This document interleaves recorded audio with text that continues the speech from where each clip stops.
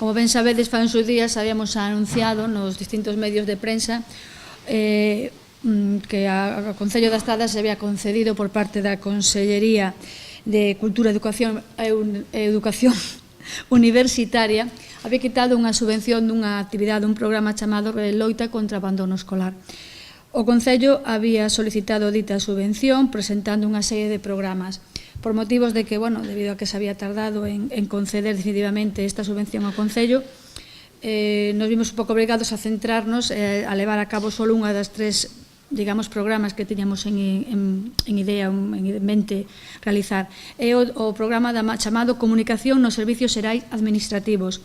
Inda que o plazo aberto para prescripción e reserva foi a semana pasada, pois ainda quedaron plazas libres, o curso é entre 10 e 15 personas, entón non habíamos chegado a este aforo, en fin, de poder facer económicamente viable e que o esforzo e a inversión chegue ao máximo número posibles, ainda abrimos a posibilidade de que a xente se poda apuntar e realizar este tipo de curso.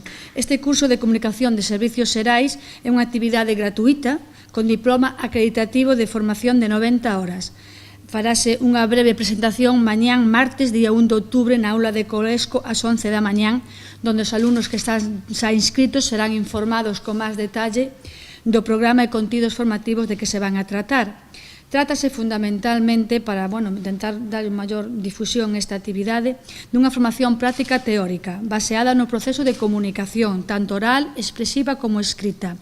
Comunicación interna cunha empresa, un emprego, comunicación das TIC, as tecnologías de innovación e comunicación, como atender un cliente, como resolver conflitos.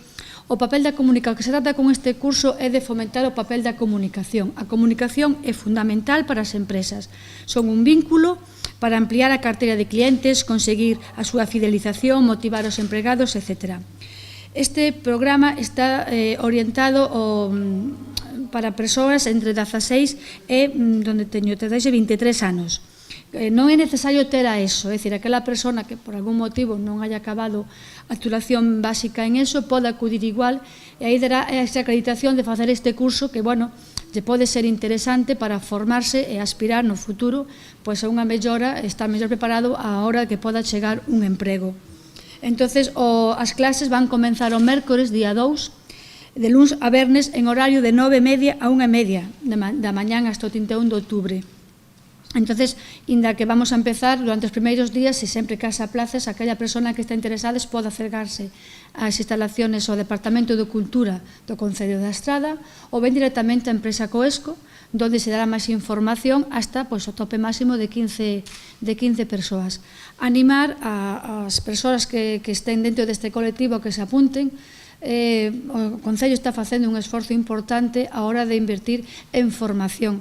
Sabemos que a veces, cara o ciudadano está un poquito cansado do tema de formación, que quere xente traballar, quere un traballo.